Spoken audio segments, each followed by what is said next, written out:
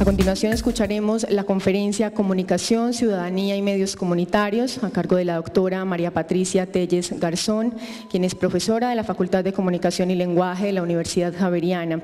Es comunicadora social egresada de la misma institución con maestría en Comunicación y Desarrollo de la Universidad Iberoamericana de México y doctorado en Comunicación de la Universidad Federal del Río Grande del Sur con la tesis titulada Observatorios y Veedurías, lugares de construcción de ciudadanía América Latina. Ella se ha desempeñado como docente e investigadora en temas relacionados con géneros televisivos, medios de comunicación ciudadanos y comunitarios, políticas y teorías de comunicación. En el campo profesional ha sido docente en distintas universidades del país e investigadora en el Departamento de Comunicación del Centro de Investigación y Educación Popular CINEP. También fue decana de la Facultad de Comunicación y directora del Departamento de Diseño Visual de las Universidades de Manizales y Caldas, respectivamente. Adelante, profesora, bienvenida. Muchas gracias. Buenos días, ofreciéndoles una disculpa en nombre de Rosa María y en el mío propio, 15 minutos después. Íbamos muy bien, llegábamos con toda la tranquilidad hasta que cerraron una calle cercana a este lugar. Nos tuvimos que bajar, empezar a caminar más o menos como Forrest Gump, tratando de encontrar el lugar, y aquí estamos. Y bueno, pues la charla de hoy tiene que ver con el tema políticas, ciudadanía y medios de comunicación. Un momentico, completamos aquí la infraestructura tecnológica. Ayer al final de la tarde, la apuesta de reflexión tenía que ver con el tema políticas de comunicación. Un poco lo que yo intenté, haciendo un brevísimo recuento, era operacionalizar conceptos, es un poco la reflexión que le corresponde a la academia, tratar de entender qué era esto de las políticas de comunicación, cuándo aparecen, hablamos del informe McBride, cómo se definen esas políticas, qué ha pasado en los 30 últimos años de pensar en ellas. En un segundo momento miramos quiénes eran los actores a los que corresponde negociar, gestionar, impulsar esas políticas públicas de comunicación, y en un tercer momento yo les conté un poco sobre los proyectos de reforma al sector de las telecomunicaciones en América Latina como un ejercicio de puesta en marcha de políticas que hoy se está viviendo en distintos lugares del continente. En esta mañana de hoy, si este asunto se moviera, un asistente de la tecnología me atrapa a unos niveles como ustedes no tengan idea. Yo ya asumí la premodernidad tecnológica y voy por la vida con un mínimo de sentimiento de seguridad que en este momento no me acompaña. Si ayer todo iba tan bien, no importa, yo arranco con esos puntos de partida que igual enuncié ayer frente a otro tema. ¿Cuáles son esos puntos de partida para pensar el tema política, ciudadanía y medios de comunicación? En un primer momento nos encontramos con el concepto política. ¿Qué es esto de la política? Básicamente podríamos decir, muchas gracias, lo logramos con esto. Podemos decir que la política es hoy un escenario polifónico. Esta es una definición que da un investigador que se llama Benjamín Arditi, un investigador que vive hace mucho tiempo en México, paraguayo. Arditi dice que la política es un archipiélago que tiene múltiples conexiones, un archipiélago mutante, un archipiélago que se ha transformado y ha venido recomponiéndose un poco a partir de los diferentes actores que hacen parte de este escenario. ¿Y cuáles son esos actores que hacen parte del escenario político? Nos encontramos los partidos políticos, nos encontramos la democracia como un actor fundamental de este escenario, nos encontramos los ciudadanos, de los que vamos a hablar en un segundo momento, nos encontramos los movimientos sociales, nos encontramos esos movimientos sociales apostándole a proyectos de transformación de ese escenario político, y en este caso de ese escenario político a partir de la comunicación, que hoy juegan un papel muy, muy importante. Decíamos Hay otro autor que ha trabajado trabajó el tema de la política, uno de los sociólogos más importantes que tuvo América Latina. Estoy hablando de Norbert Legner. Legner escribió un artículo que inspiró mi tesis de doctorado y se llama "La política ya no es lo que fue". En ese artículo, que es más o menos 1986, esta es una cita que yo hago de otro texto de Legner. Legner se pregunta: ¿qué le pasó a la política en las últimas décadas?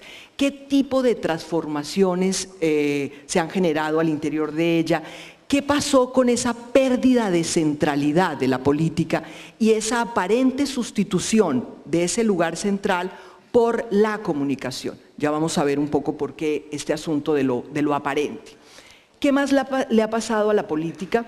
Decíamos, Legner también se preocupa por entenderla desde la dimensión subjetiva, desde el papel protagonista que hoy tienen los ciudadanos como actores de ese escenario. Legner dice, la política es el lugar al que hay que volver permanentemente para entender la democracia. La política es... la apuesta de la política es fundamentalmente la construcción de un orden democrático, entendiendo el concepto de orden no como aceptación del establecimiento, sino como el escenario de convivencia del desorden social. Esa aclaración es muy importante. Al interior de la política, decía hace un instante, encontramos la democracia. La democracia,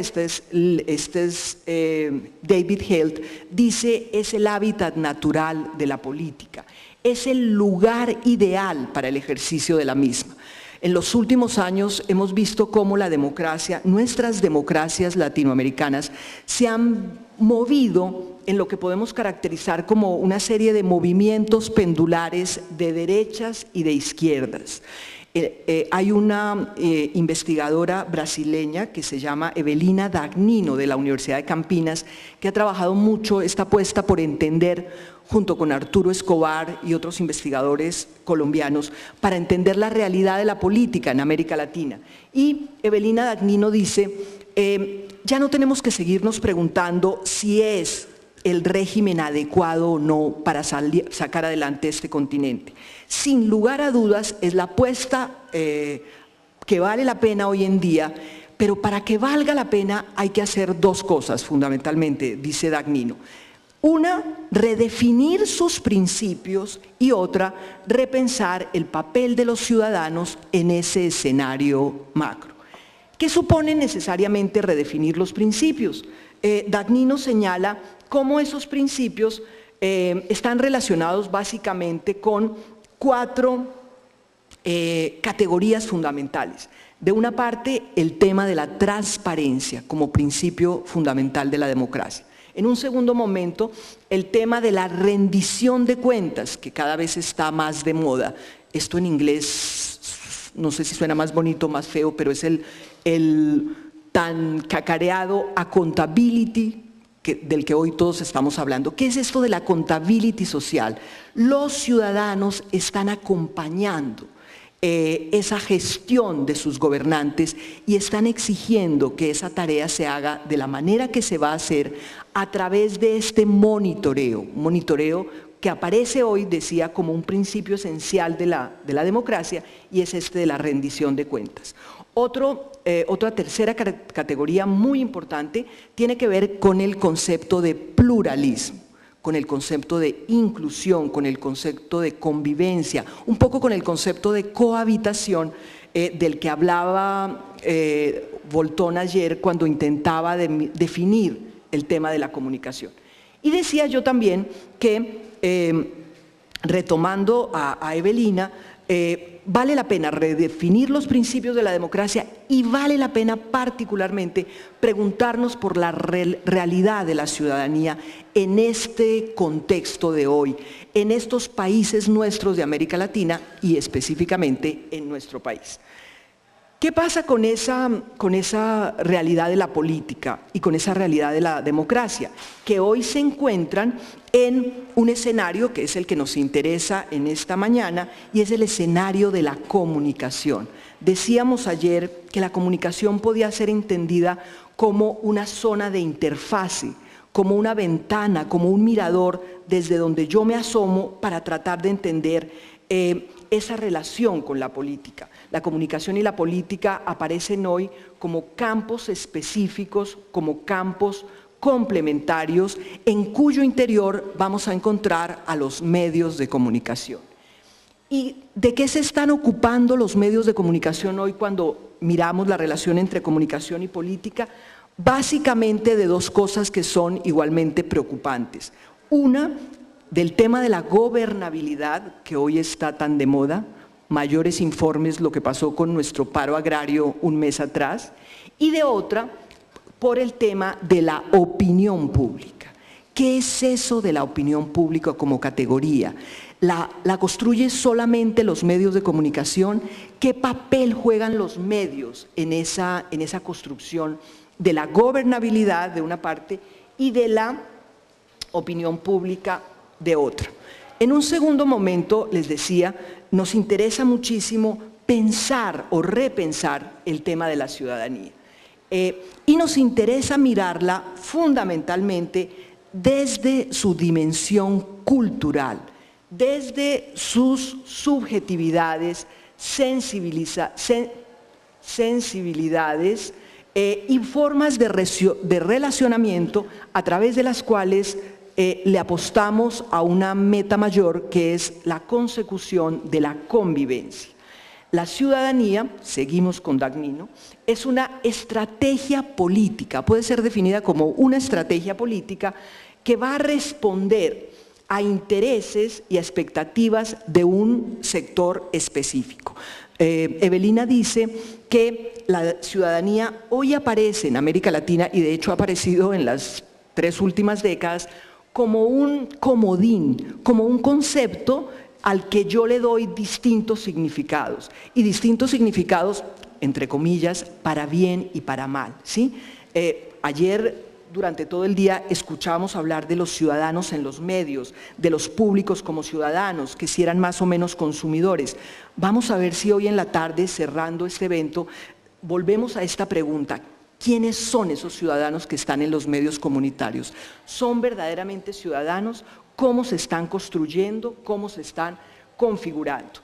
De alguna forma, haciendo una rapidísima cronología por el concepto ciudadanía, tenemos que agradecerle a un sociólogo inglés que se llamó T.H. Marshall. Marshall fue el primer, digamos que científico social que va a intentar hacer una tipología, una clasificación del concepto ciudadanía. Y Marshall va a pensar el concepto ciudadanía fundamentalmente desde el tema de los derechos. ¿Qué son esos derechos? Marshall va a hablar de los derechos civiles, de los derechos políticos y de los derechos sociales. De hecho, el aporte de Marshall fue haber establecido en un primer momento esta tipología. La limitación del trabajo de Marshall fue justamente haber reducido el tema de los derechos como una responsabilidad específicamente estatal. Si el Estado no nos hace la tarea, nosotros no la hacemos. Justamente lo que hemos aprendido en América Latina en estos últimos 30 años es a dialogar con el Estado, pero a superar esa condición paternalista, ¿no?, de la década de los 80, y yo diría que de parte de los 90. ¿Qué más hemos aprendido pensando en el tema de los derechos? Haciendo un salto tan grande como el que hizo Germán ayer en la mañana, llegamos hoy a pensarlos a partir de un nuevo autor que es Oppenheim. Oppenheim dice: seguimos pensando en los derechos ya mucho más de manera autónoma, ya mucho más alejados del concepto de Estado, y seguimos pensando en los derechos desde el punto de vista de sus implicaciones socioculturales. Esa es otra apuesta interesante. Y cuando pensamos esos derechos desde el punto de vista sociocultural, nos vamos a encontrar con lo que Menéndez Carrión, que es una investigadora uruguaya, llama de las nuevas ciudadanías. ¿Quiénes son esos nuevos ciudadanos y en qué escenario se están moviendo? La siguiente imagen nos muestra un recorrido rápido por el concepto ciudadanía en América Latina. Ya mencioné cómo en los años 80, digamos que la categoría ciudadanos es una abstracción. La apuesta de ese momento, la apuesta política es, bueno, si hemos salido de regímenes dictatoriales y le estamos apostando a la democracia, ¿qué es la democracia? ¿Cómo se construye? Se habla de ciudadanos, pero se habla en términos abstractos. Nos referimos a los ciudadanos como una abstracción de ese ordenamiento político territorial que se construye como apuesta fundamental de la política en esa década. En la década siguiente hay una transformación del concepto.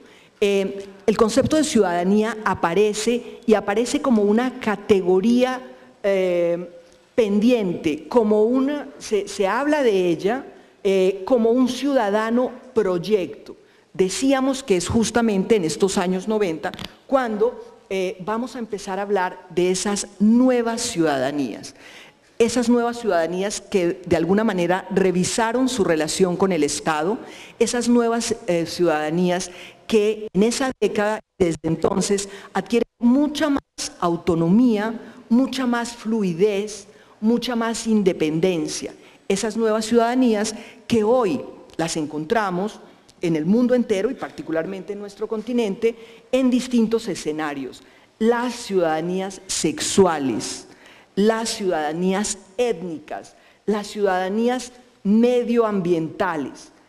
Yo me inventé una hoy, anoche revisando el término, migracionales. Yo no creo que ni siquiera exista la ciudadanía migracional, pero tiene que ver con la migración y tiene que ver con todo este horror de lo que está pasando en el mundo entero, ¿no? Con esto que pasó en Italia y la tragedia de las personas que se ahogaron. Hoy en su periódico El Colombiano había una foto de un barrio en París y de unos franceses exigiendo que no sean deportados unas familias de gitanos. ¿Sí? Yo creo que todos los días la prensa habla de justamente esos migrantes. ¿Quiénes son los migrantes? ¿Qué significa salir de este país, irse a conquistar el sueño americano o irse a conquistar el sueño español y tener que regresar? ¿Qué se gana y qué se pierde en términos de ciudadanía? Y hay otras ciudadanías que son las que nos interesan particularmente y son las ciudadanías mediáticas. ¿Dónde están los ciudadanos en los medios? ¿Cómo son configurados? ¿Cuándo aparecen y cuándo no aparecen? María Cristina Mata ha hecho un trabajo muy interesante pensando esa relación de ciudadanos y medios. ¿Cuándo se visibilizan y cuándo se invisibilizan esos ciudadanos en los distintos medios de comunicación? Yo menciono aquí, estoy viendo muy académica en esta mañana de hoy, menciono aquí de nuevo a Amparo Menéndez Carrión, porque ella dice, perfecto, si hablamos de nuevas ciudadanías, vamos a tener que entender necesariamente cómo abordarlas. Si redefinimos el concepto, vamos a tener que redefinir a razones de justicia y de pertenencia comunitaria.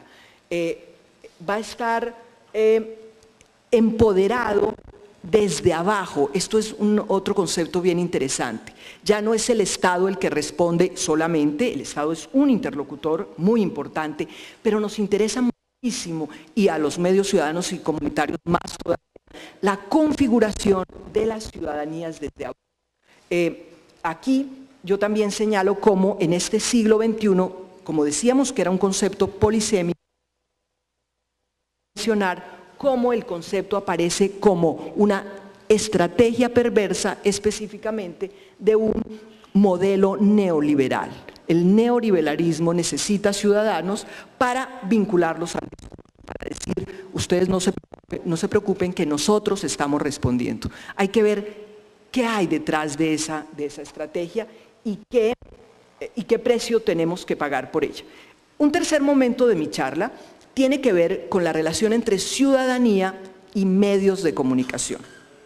Y entonces, vamos a ver los ciudadanos en tres escenarios. Uno, en las redes. ¿Cómo podemos estar en un evento de comunicación y no hablar de redes? Sepamos o no sepamos, es una obligación. Las redes es un tema de reflexión que hoy se impone a las redes y a los ciudadanos en las redes les están pasando cosas y cosas muy interesantes. Yo traje una experiencia brasilera para compartir con ustedes. Vamos a hablar de redes, vamos a hablar de otra experiencia que ustedes conocen porque tienen un proyecto lindísimo y es las defensorías y las veedurías de medios de comunicación. Allí también están los ciudadanos. Espero a mitad de la mañana poder darme una vuelta por Teleantioquia, pensando a los ciudadanos en el canal regional, pensando a través de un equipo de trabajo interdisciplinario, intentando resolver quiénes son esos ciudadanos, cuáles son esos perfiles de audiencia del canal, cuáles son esas inquietudes y cuáles son esas expectativas. Entonces, vamos a empezar por el tema de las redes. Dije que había 3 y en ese momento en el libreto se me escapó la última parte. No pierdan la calma, ¿ya miro? Por favor, la tercera son los medios ciudadanos. ¿Qué tal la vergüenza? En un evento de medios y se me olvidan los medios ciudadanos. Está bien. Ok, empecemos por las redes. ¿Qué está pasando con las redes? Ayer algo mencionamos de ese tema. Digamos que las redes llegaron para quedarse, digamos que las redes tienen que ver con estructuras comunicativas que de alguna forma, y aquí estoy retomando yo a Castells, el viejo Castells, confieso que para terminar de entender el tema de las redes hay que leerse el nuevo Castells y ese yo todavía he hecho yo digo una cosa horrible, he hecho una lectura a lo Valery Domínguez, una lectura transversal para tratar de entender ese tema. Nunca más lo vuelvo a decir, lo digo con mis estudiantes y me da una culpa porque ella lo hizo por amor, básicamente. Pero esa es otra discusión. Hay que hacer una lectura más juiciosa del nuevo Castells. Pero volviendo al tema de Castells, ese viejo Castells yo creo que es el referente obligado para entender el tema de las redes. ¿Se acuerdan? La era de la información. Allí hay insumos muy interesantes para entender qué es esto de las redes antes de la llegada de Internet y después de la llegada de Internet. El nuevo Castells es el Castells de 2012 que hace una reflexión sobre estos movimientos, los indignados,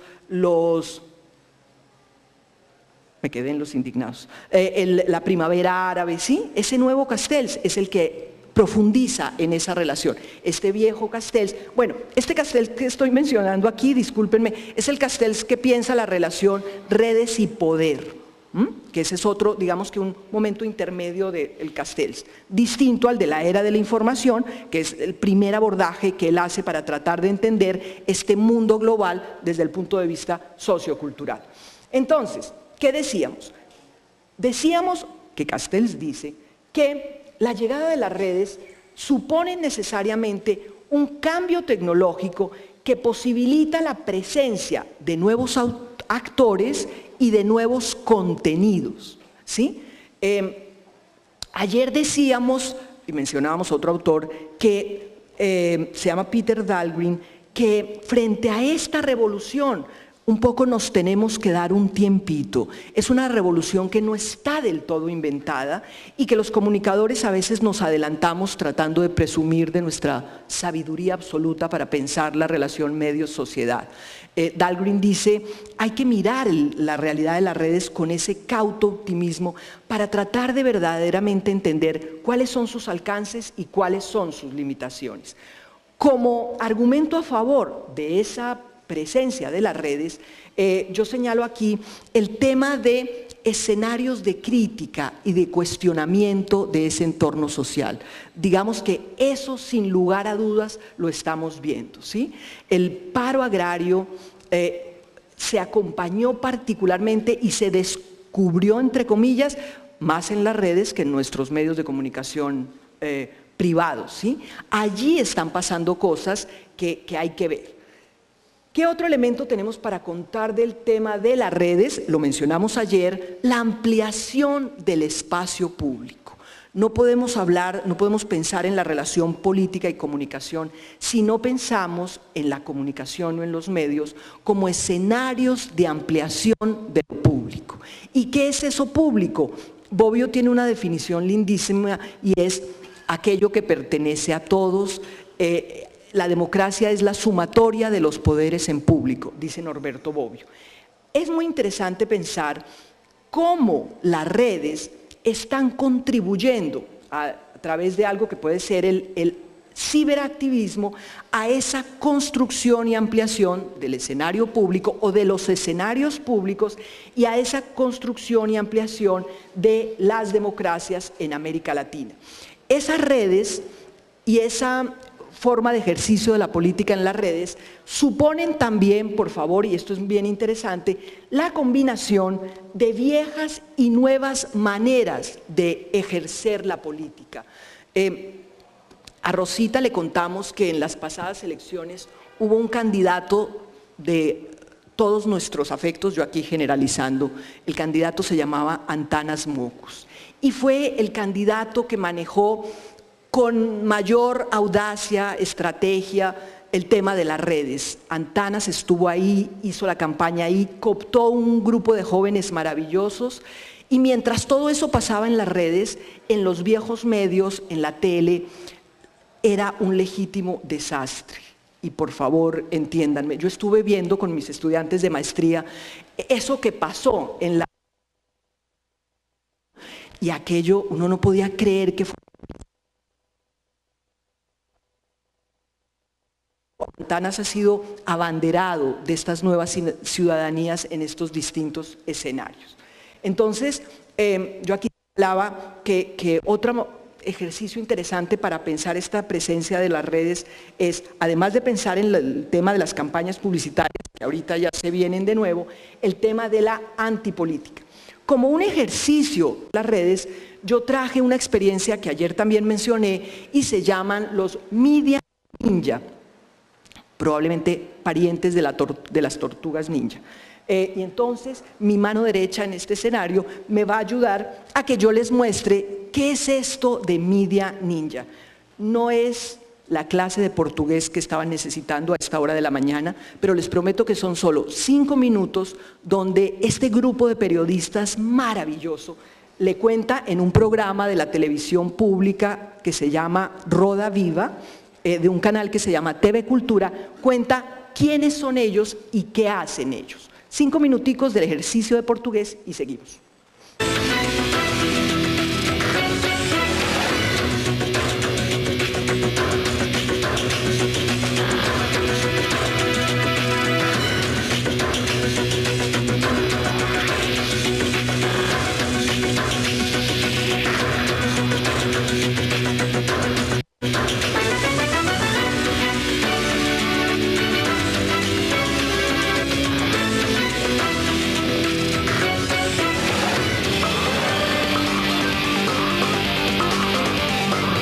Há 2 meses o Brasil está nas ruas e junto com os protestos surgiu uma nova forma de cobertura.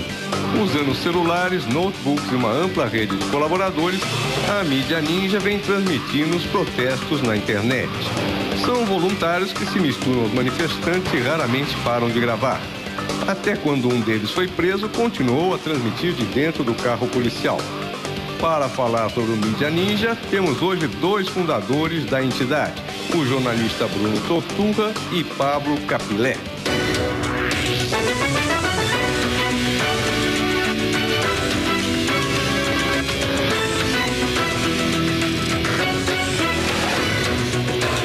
Boa noite, estamos ao vivo e online em todo o Brasil pela TV Cultura, TV Brasil e emissoras afiliadas. E hoje, como entrevistadores, temos a Suzana Singer, que é ombudsman do jornal Folha de São Paulo, o Alberto Dines, editor do Observatório da Imprensa, o Eugênio Butti, que é professor da ECA e colunista do Estado de São Paulo e da revista Época, o Wilson Moedaui, diretor da revista Informática Hoje, o Caio Túlio Costa, que é jornalista, professor da ESPN e parte a semana que vem para um estágio na Universidade de Colômbia, e, como sempre, o nosso cartunista Paulo Caruso e os tuiteiros convidados, que hoje são uns 18, é quase uma ocupação.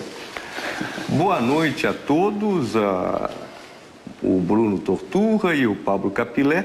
De início, só para situar o que é, para os telespectadores, o que é o Mídia Ninja, o que ele faz, como ele se mantém e se vocês consideram o que vocês fazem jornalismo. Bruno, rapidamente nos explique. Antes de mais nada, é uma sigla que significa narrativas independentes, jornalismo e ação. É uma rede de jornalismo independente que já começou há muito mais tempo do que as pessoas imaginam, fruto de um processo muito mais longo de conexão de coletivos culturais no país inteiro ao longo dos últimos 10 anos. A gente pode explicar isso melhor ao longo do programa.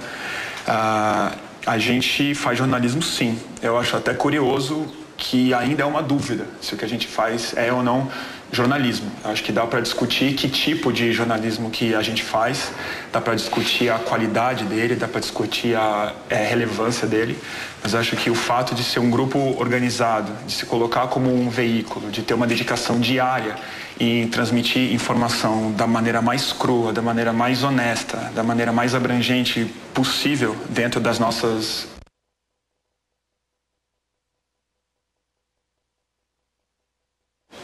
O Mídia Ninja, ele vem de uma rede, que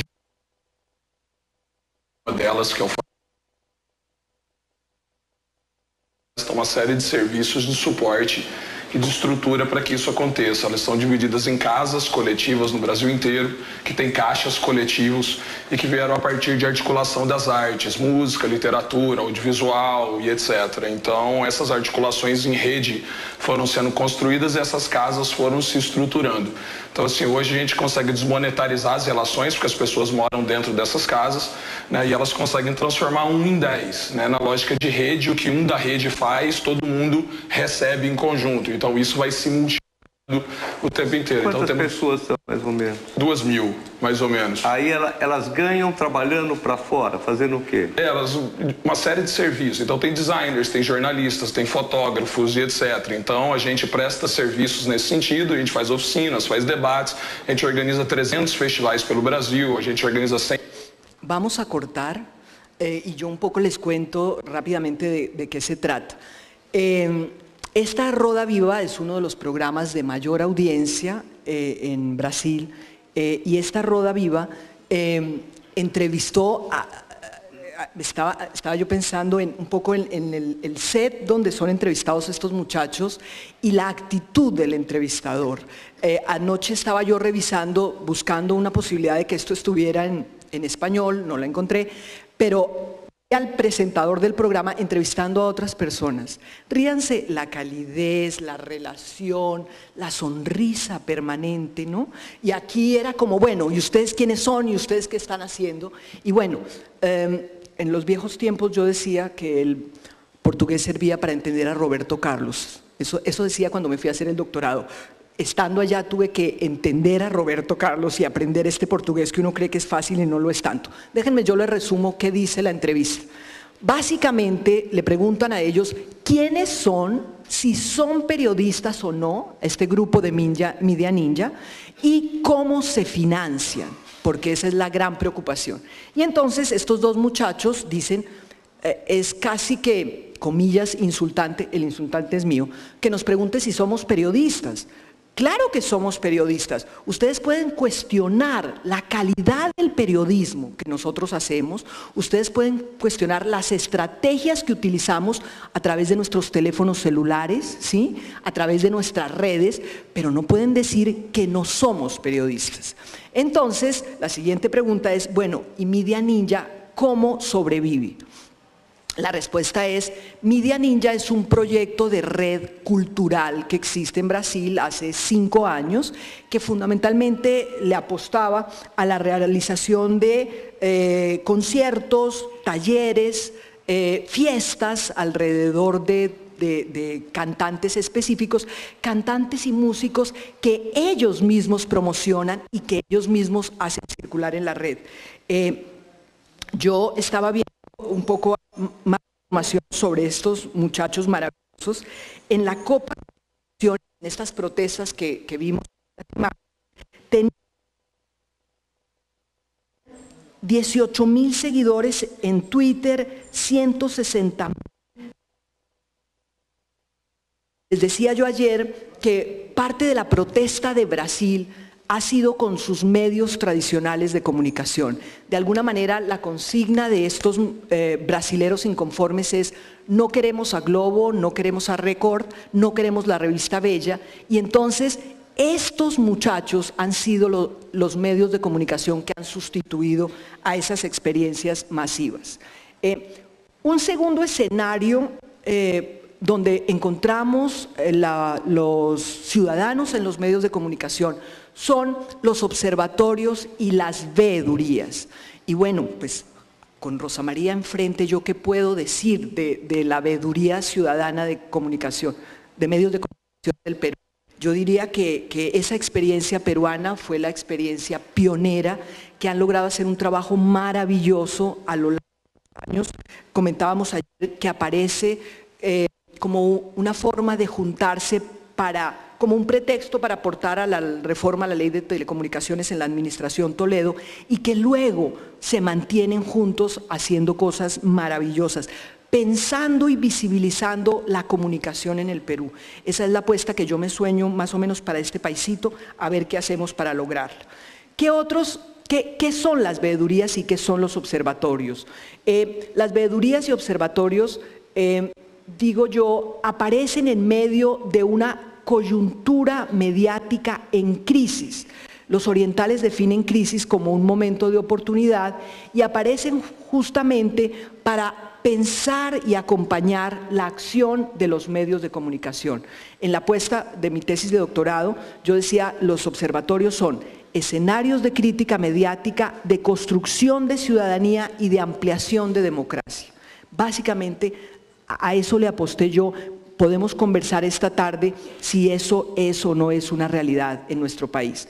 Los observatorios y las veedurías, dice el profesor Braga, que también mencionamos ayer, aparecen como un tercer sistema que ocurre después de la emisión, después del consumo, y aparece fundamentalmente como una forma de materializar la manera como la sociedad se organiza para enfrentar a los medios, para cuestionar a los medios de comunicación.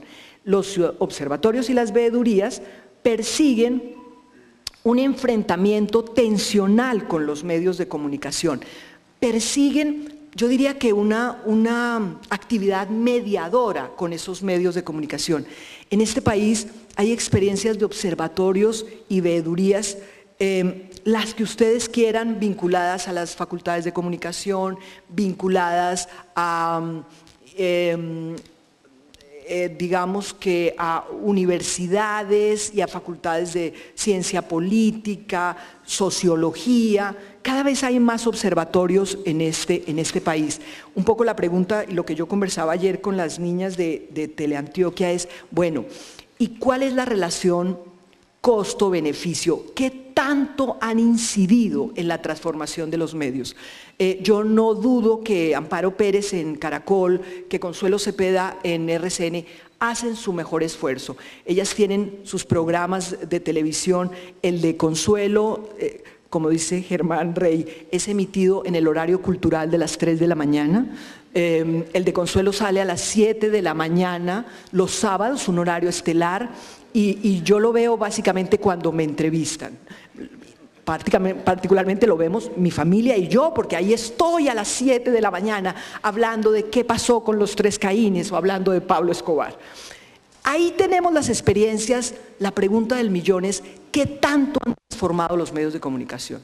¿Qué tanto los han cambiado? Germán Rey hizo una labor maravillosa, creo que el libro se llama El oficio del librista, en el que fue defensor del televidente, por favor, defensor del lector en el tiempo, ¿sí? Javier Darío Restrepo también fue durante muchos años, yo no sé si defensor solamente en El Colombiano, pero también pasó por otros medios de comunicación.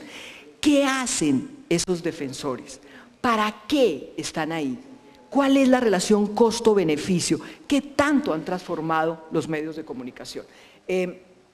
Como el tiempo en televisión es tan corto, no vamos a ver las experiencias de observatorios. Vamos a pasar al tema de los medios ciudadanos y comunitarios, esa experiencia que no me acordaba hace un instante. ¿Qué podemos decir de ellas rápidamente que ya no hayamos dicho durante todo el día de ayer?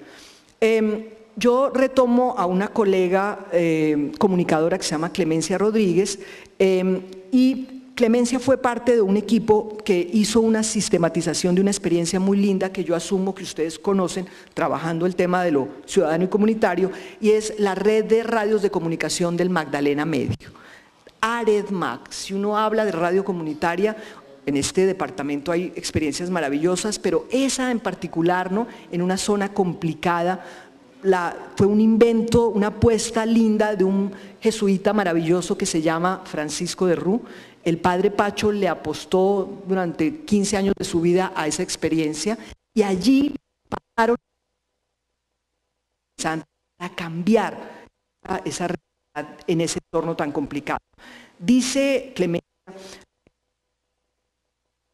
cuando hablamos de conjunto heterogéneo, desarrolladas por grupos diversos en contextos específicos. Yo creo que el sentido del debate de esta tarde, cuando estemos cerrando el evento, más que formular una cantidad de respuestas aquí categóricas, lo que tenemos que abrir es unas nuevas preguntas para discutir los medios de comunicación, ¿sí? Los medios de comunicación y los medios comunitarios y ciudadanos ya están inventados. La pregunta del millón es, ¿qué les está pasando en esta coyuntura?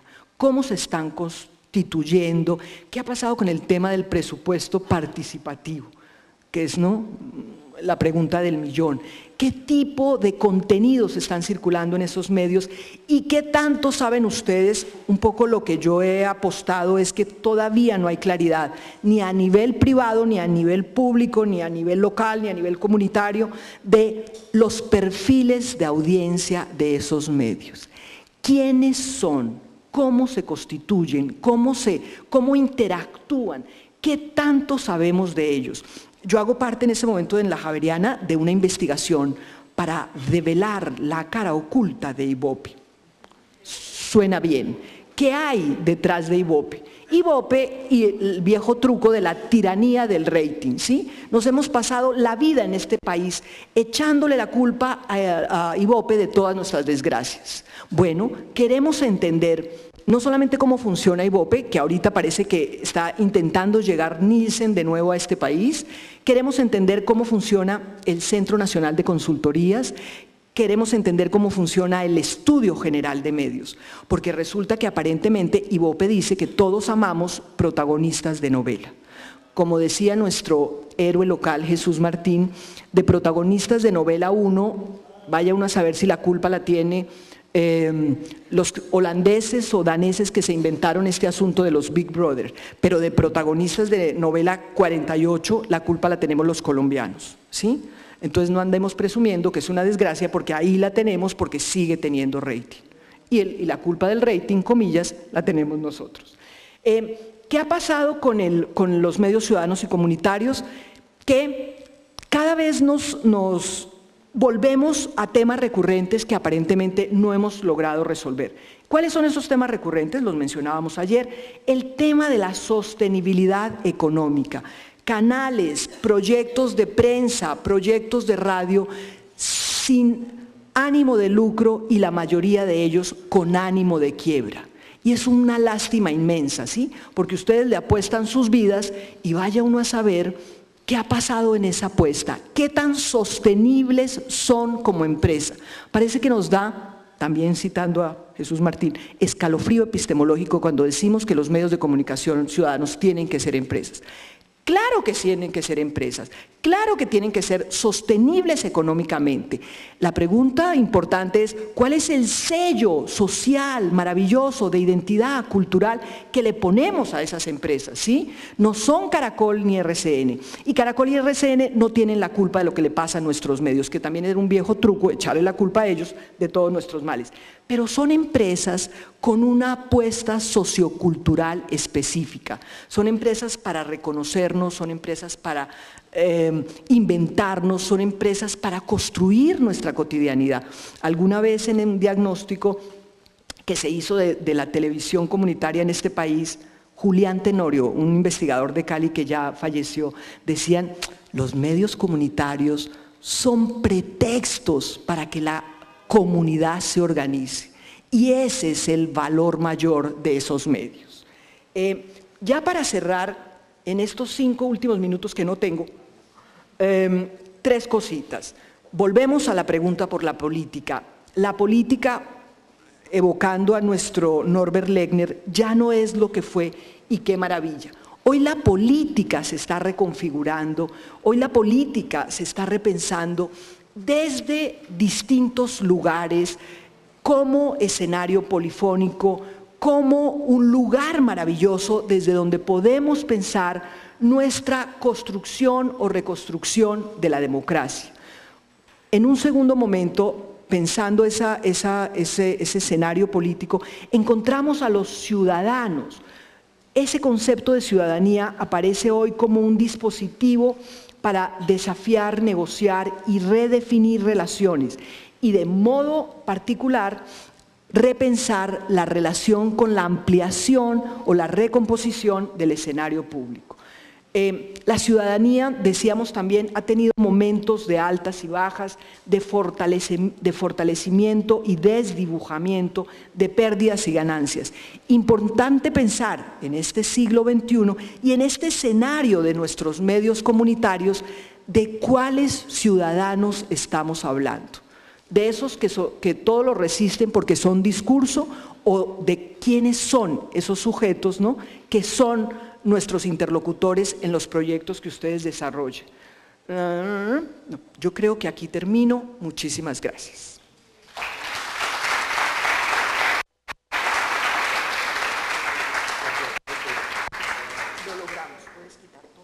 Bueno, muchas gracias a la profesora Patricia Telles por su conferencia. Vamos a tener entonces un espacio para preguntas del público, y mientras nos formulan algunas, profesora, quisiéramos preguntarle sobre el concepto particular de participación a partir de esa concepción de ciudadanía.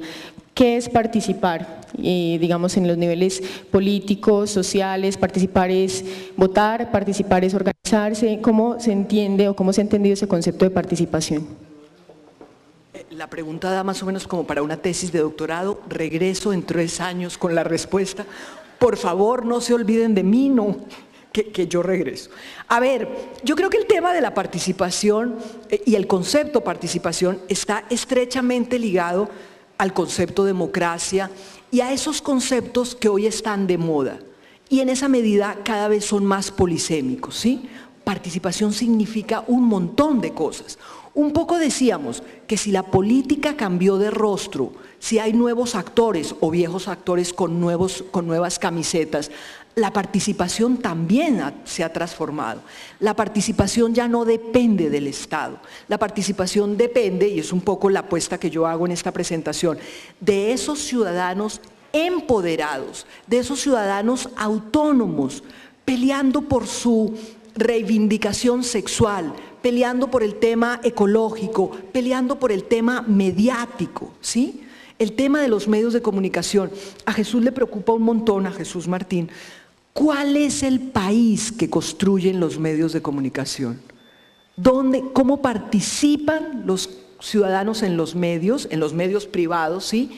¿Y cuál es ese país que están construyendo los medios de comunicación? Vaya uno a saber si el país que están construyendo los medios, esa construcción se está haciendo en las redes y no necesariamente en los noticieros, porque con todo respeto, la crisis de la información da para otra tesis de doctorado, ¿sí? Es una vergüenza los noticieros que tenemos en radio y en televisión. Yo digo que lo único que se salva en este país es la luciérnaga, ra, ra, ra. Profe. Otra pregunta, profe. ¿Podría pensarse que RCN y Caracol son solo víctimas de la situación, de lo que el público demanda? ¿Hay esfuerzos, si sean mínimos, de generar algo distinto? Pareciera que no. Pareciera que no. A ver, el semestre pasado, justo desde la Facultad de Comunicación, yo convoqué a un foro, les conté ayer, para mirar la transición entre la muerte de la Comisión Nacional de Televisión, que durante 15 años rondó por el país, y el nacimiento de la nueva autoridad. ¿Qué significa esa transición y qué estaba pasando con la oferta mediática? Me estaba refiriendo específicamente y me interesaba muchísimo mirar el tema de Escobar, el patrón del mal, que ya vamos ahora en una segunda vuelta, y me interesaba muchísimo mirar el tema de Pablo. Y bueno, allí estuvo Fernando Gaitán, allí estuvo Camilo Cano, allá no estuvo Juana Uribe, y un poco el argumento de los canales privados es: nosotros estamos dándole a la gente lo que la gente está pidiendo, ¿sí? Nosotros estamos ofreciendo narconovelas porque estamos en temporada alta de narconovelas. También estuvo un alumno mío que quedó muy bien formado y se llama Holman Morris. Y Holman Morris, desde Canal Capital, está haciendo una cosa muy interesante.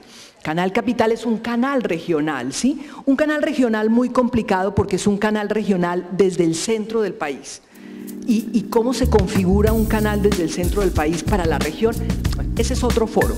Pero un poco lo que yo quiero rescatar del trabajo de Holman es que la manera que él encontró, él y su equipo de trabajo, para enfrentar la arremetida en horario AAA de Pablo Escobar y después de los Caínes, fue fortalecer una franja periodística en el horario AAA. Y ahora resulta que creo que es obligación de los cables transmitir canales regionales, luego ustedes pueden ver Canal Capital, pero tanto rolo es una pereza. Pero volviendo al tema, resulta que Canal Capital tiene ahora de lunes a viernes de 8 a 9 de la noche lo más, comillas, rescatable de nuestro periodismo colombiano. Los lunes está Antonio Caballero, que hacía muchos años no pasaba por la tele, ¿sí?, discutiendo con María Elvira Samper la coyuntura política. Los martes se habla de ecología, los miércoles se habla de diversidad sexual, etcétera, etcétera, etcétera.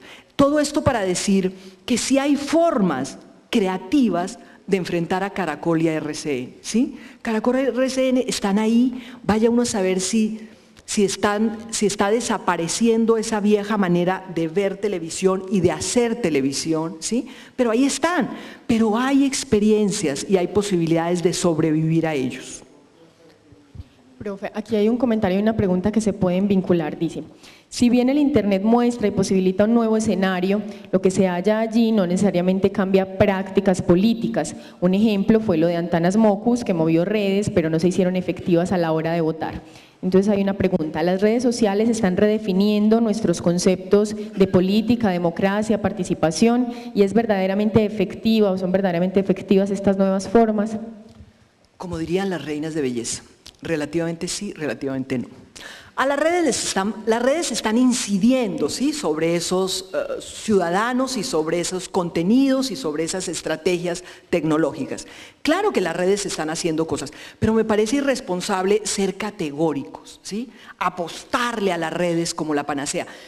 ¿Cuántos trabajos? Hay uno maravilloso de un niño de la Facultad de Comunicación que se llama La Ola Verde. ¿Qué pasó con Antanas Mockus? ¿Sí? De alguna manera pensamos que tenía el país en sus manos. ¿Quién siguió a Antanas Mockus? ¿Qué pasó con esa utilización de las redes? ¿Qué pasó con esos viejos medios de comunicación que él no pudo manejar, que él no pudo enfrentar? ¿Sí? Yo creo que el secreto de la felicidad, decía Carlitos Marx, es combinar las formas de lucha, trabajar en esos viejos medios y trabajar en esos nuevos medios de comunicación. Entonces, y hay otra cosa que conversaba con las niñas del Ministerio de Tecnologías de la Información y la Comunicación. Ojo con la sobrevaloración del tema tecnológico, ¿sí? Porque ahí sí la vida se nos complica y a mayores niveles. Claro que la tecnología es importante, claro que llegó para quedarse, pero la pregunta que yo le haría a Vive Digital es ¿para qué? ¿Cuál es el impacto sociocultural? ¿Qué significa ampliar cobertura? ¿Sí? ¿Qué estamos llevando a esos apartados rincones del país? ¿Cuál es esa oferta de contenidos? No es la tecnología por la tecnología misma. Profe.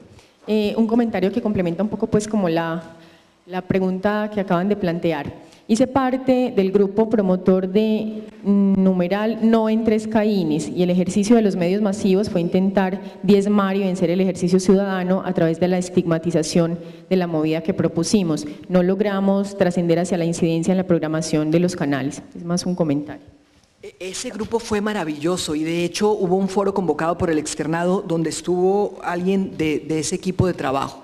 Esta persona venía del área de mercadeo y consideró indignante, ¿sí?, que las grandes marcas de este país anunciaran en los Tres Caínes y empezaron a circular información y empezaron a conseguir amigos de esta apuesta, y en este foro decía el representante de Asomedios que esto era censura, que esto era una manera de coartar la libertad de expresión en este país.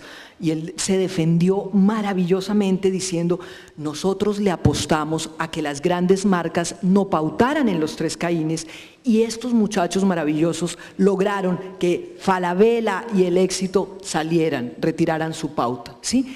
Esa es una manera, ¿no?, de participar ciudadanamente, diciendo no a la publicidad en ese tipo de espacios. Profe, lo que usted nombra como ciudadanías migracionales se expresa en nuestros barrios en el desplazamiento. ¿Los medios deben defender el derecho a la ciudad o confirmar su identidad campesina? Yo creo que los medios han invisibilizado esas ciudadanías migracionales por razones, claro, o tal vez las recuperan cuando están relacionadas a tragedias y al deslave, al río que pasó, al terremoto que los dejó sin casa, ¿no? Es el pan nuestro de cada día, ese tema de la migración, ese tema del desplazamiento.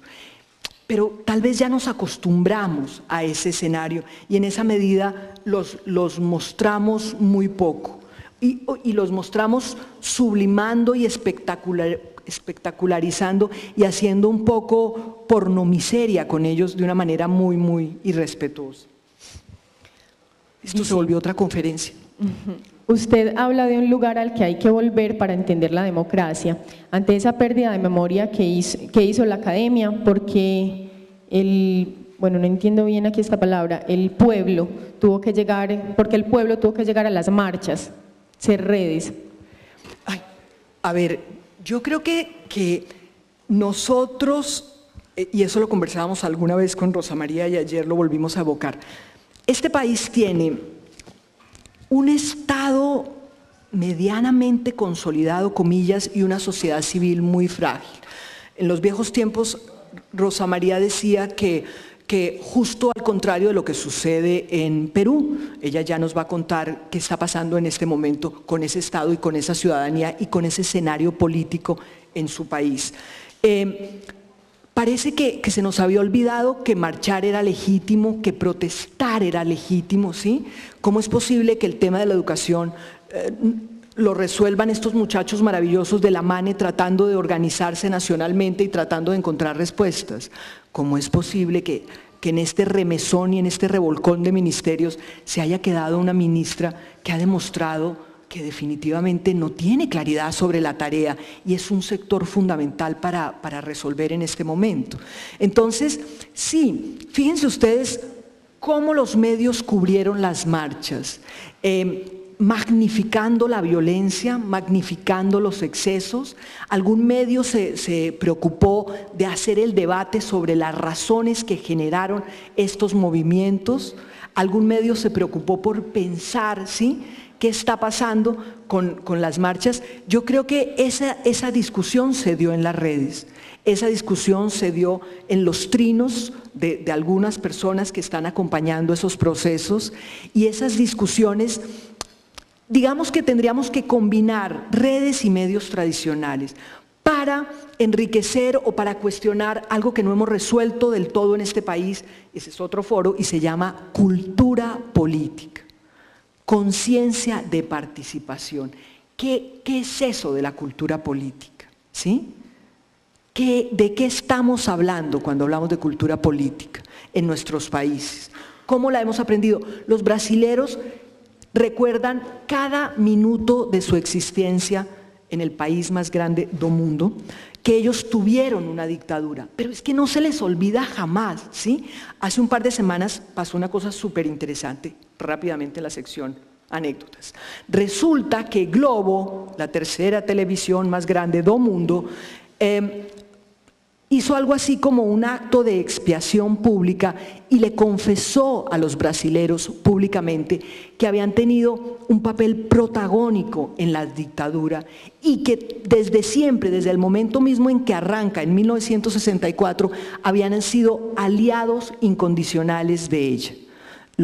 Para mí el señor Globo es como un monstruo grandísimo que camina por todo Brasil.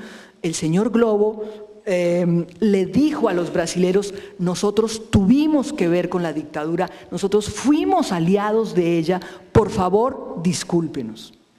Esas expiaciones de culpas, ¿no? Yo digo que son legítimas tarde que temprano. Profe, los medios comunitarios subvierten la figura de empresa, no generan mercancías, generan productos culturales que agencian nuevos valores, autonomía, solidaridad, cooperación. Entonces, ¿por qué insistir en la figura de empresa? A ver, empresa como forma de organización.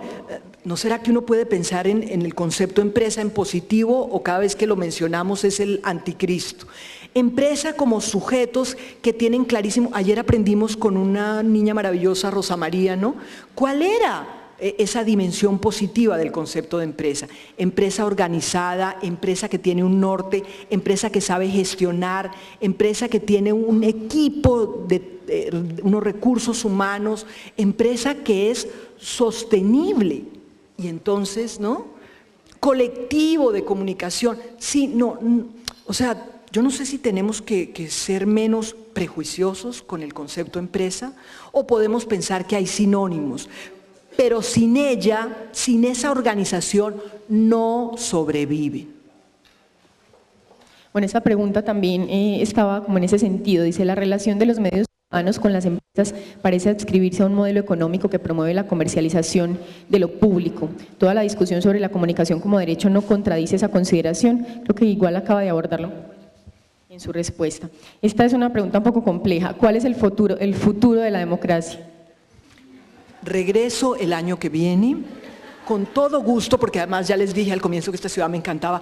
Por favor, ahora resulta que yo a esta hora de la mañana, ustedes son irreverentes, son irrespetuosos.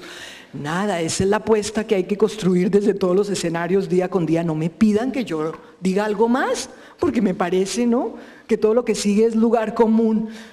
Alguna vez estaba Aníbal Foro en Bogotá, en un evento maravilloso, y un muchacho le hizo una pregunta más compleja que esa, y Aníbal dijo: ¿saben qué? Vuélvanme a invitar, yo regreso el año entrante y les tengo la respuesta.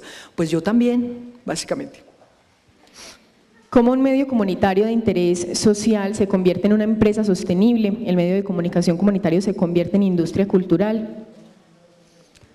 A ver, yo asumo que ustedes en este pujante departamento y en esta pujante región ya tienen unas redes, tienen unos colectivos compartiendo experiencias, ¿no?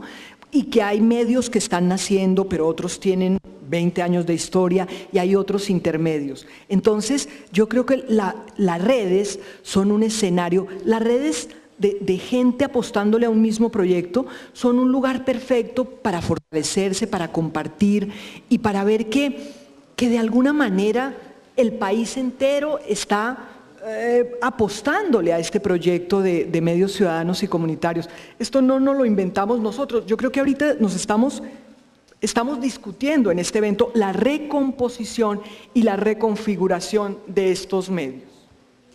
¿Es demandable penalmente la alienación ideológica o el daño emocional que genera una mala información? ¿Podemos demandar a RCN y Caracol? Les dije que volvía el año que viene. ¿Qué hicieron las víctimas de los paramilitares? ¿Qué hicieron las víctimas de los 3 Caínes? Hicieron algo lindísimo. Durante una semana estuvieron en la puerta de RCN con los carteles.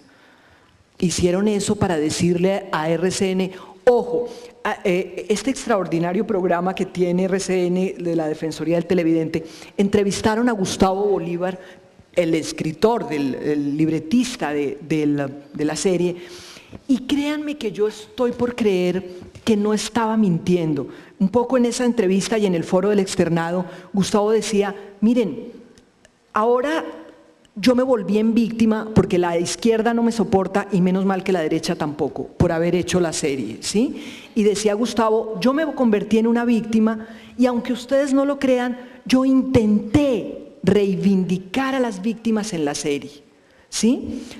Gustavo dijo algo así rapidísimo y sobre eso no profundizó Consuelo Cepeda en la entrevista. Dijo, yo entrego libretos y la producción hace muchas cosas, ¿sí?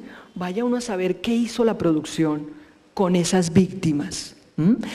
Claro, el cuestionamiento mayor se hizo cuando empezó la serie y el argumento de Gustavo era, oiga, denme chance a que la serie evolucione un poquito, ¿sí? Denme, a los 10 primeros capítulos ya el debate estaba armado. ¿Qué pasó después? ¿Qué aprendimos de esa serie? ¿Qué pasó con Pablo? ¿Sí? Lo que decía Camilo Cano y lo que decía Juana es, recuerden que nosotros, nuestras familias fueron víctimas de Pablo. Nosotros quisimos contar una historia, ¿no?, a esas nuevas generaciones y una historia desde una perspectiva diferente. Un poco lo que decía Omar, nuestro experto analista de medios, Omar Rincón, es que los buenos fueron tan pobremente caracterizados que Pablo terminó siendo el héroe total y terminó siendo, entre otras cosas, por la caracterización que hizo este actorazo Parra que fue fuera de serie, ¿no es verdad? Pablo opacó a don Guillermo Cano, Pablo opacó a todas las víctimas de Pablo, un poco por el protagonismo, por la caracterización del personaje. Aquí hay dos preguntas que se pueden asociar. En un país de carteles económicos y de poder, ¿cómo ser independientes sin caer en la autocensura? ¿Cómo ha sido abordado la parte de la propaganda en los medios comunitarios? Disculpa, ¿La primera? La segunda. ¿Cómo ha sido abordada la parte de la propaganda en los medios comunitarios? A ver, yo decía que de prensa, de medios impresos, sé muy poco. En el tema de la tele y en el tema de la radio, el acuerdo 06, que en ese momento está siendo modificado, es en tema de televisión, establecía que era posible esos patrocinios, ¿no es verdad?, del barrio, de la comunidad, de la colectividad. Yo no sé si en este nuevo acuerdo, confieso que también lo he mirado a lo Valery, no he profundizado mucho en él, ese patrocinio se haya transformado. Yo creo que los patrocinios son una estrategia y un recurso de sostenibilidad maravilloso. Entonces, no hay que temerles. Yo no sé cuáles son las reglas de juego de los patrocinios y qué tanto se permite, ¿no?, anunciar y con qué tope y con qué tipo de productos. Ayer decían estos muchachos de la Comuna 8, ya no recuerdo si era la Comuna, que ellos tienen unos principios que no negocian, pero también permiten que la comunidad participe, ¿no?, en unas ciertas formas de relación comercial. ¿Qué opina del mercadeo a través de redes? Ay, Dios mío, llegó para quedarse y está funcionando, ¿no? Todos los que usamos esas redes vemos el bombardeo permanente de esa estrategia. Ahí está y está cada mañana de nuestra existencia. La última pregunta, profe, ¿por qué pensar las nuevas ciudadanías desde abajo? ¿Acaso el problema no estaría en nombrarlas desde dicho lugar, siempre ignorado? Porque de alguna manera el concepto parece que se lo inventaron y no lo impusieron, ¿sí? Y entonces el Estado definía quién era o quién no era ciudadano. Ahora, un poco lo que está pasando en las últimas décadas es pensarlo desde abajo, le da una autonomía a esos ciudadanos. Pensarlo desde abajo le da un mayor empoderamiento, una mayor capacidad de movimiento y de decisión, básicamente. Bueno, profe, entonces para cerrar le voy a compartir un mensaje que envían en portugués, yo no sé portugués, pero me voy a atrever a leerlo y dice: obrigado por la conferencia, muito boa. Muchas gracias, profe. ¡Qué maravilla! Obrigada para vocês, gracias. Un aplauso para la profesora.